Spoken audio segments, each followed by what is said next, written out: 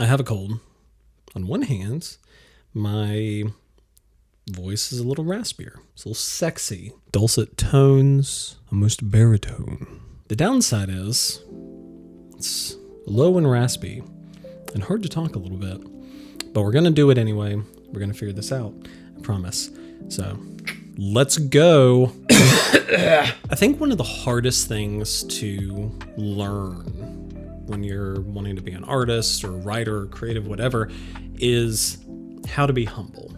And I say that because I feel like one of the goals of a lot of creative people is just to be the best, to figure out how to be the best. And especially, in our society where everything has to be monetized and you have to spend so much effort and energy finding a way to make a living, that if your art isn't paying off for you, and i.e. you aren't being the best artist that you can be, the best writer that you can be, and also, de facto, better than everybody else, then how are you going to accomplish that?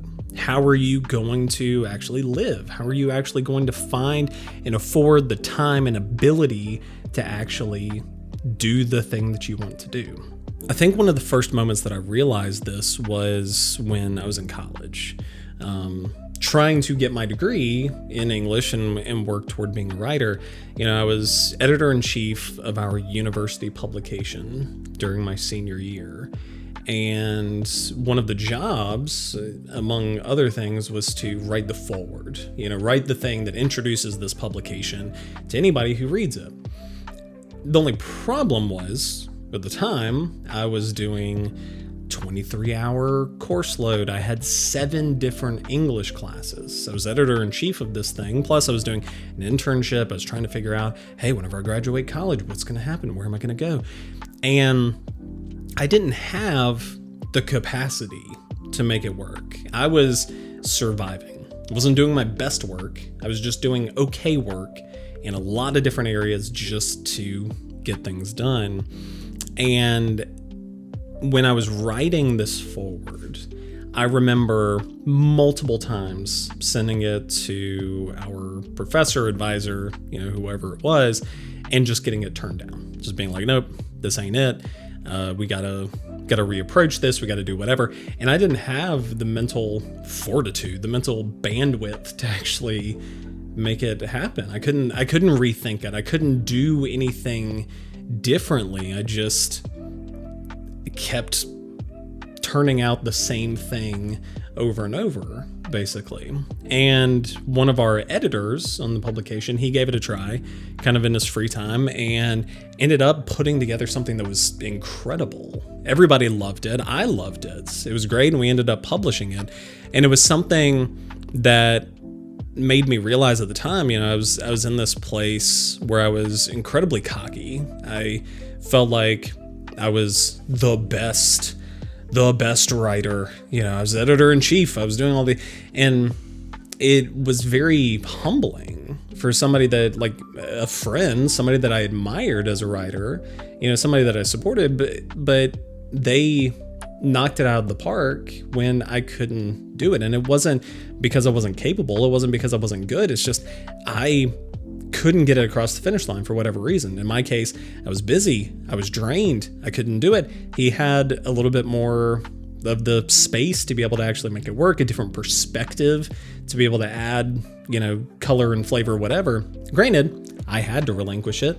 I had to pass it up. I'm sure if I fought that fight, I would have lost, but I could have held on to that with a death grip and just been like, nope, this is my job. This is my thing. I'm going to see it through. I'm going to do this, and I'm going to get the recognition for it. But I passed it along, and I said, you know what? This is great. You're doing it.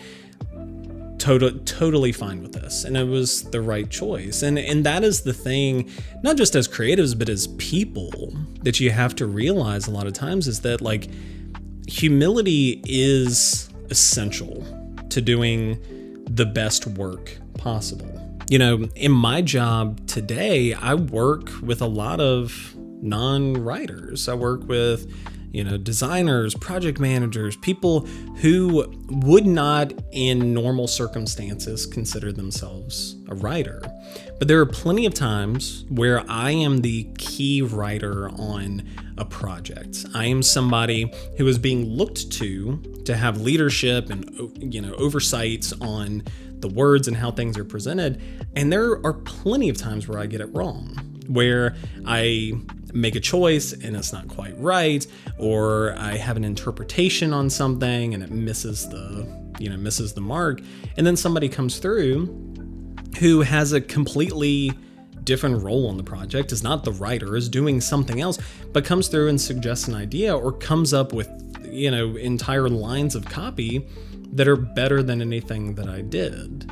And in those scenarios, there are a couple of ways that you can go about dealing with that. You could lock down and be like, no, it's not your job, that's my job. I am going to be the person who does the words. That's why I'm here. Or you can acknowledge the fact that, like, in my case, everybody speaks English.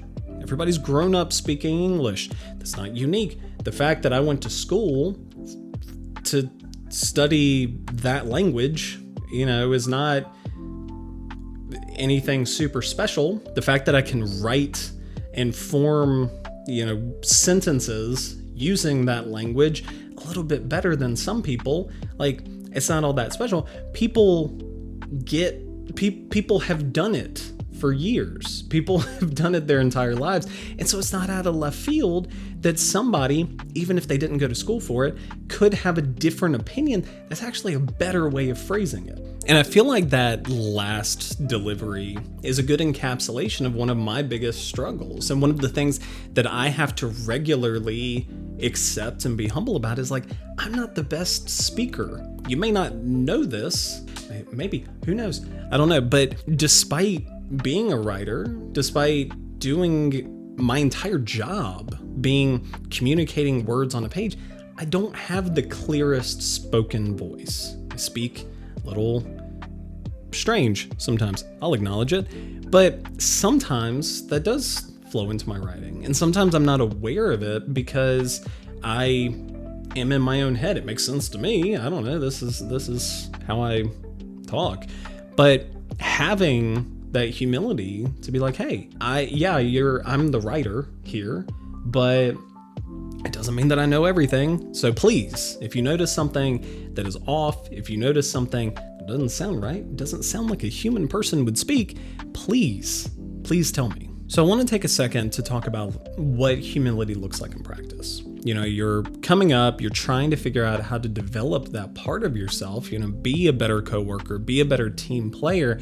How do you be more humble? How do you get started? How do you grow that part of yourself that may be a little bit weak? The first point is something we already covered. You got to be open to criticism. It doesn't mean that you need to be open and accept every form of criticism. There are people who give really bad critiques sometimes, and the entire goal is to tear you down. You write 50,000 words and you send it, and the only thing is a big red pen mark that says "this sucks."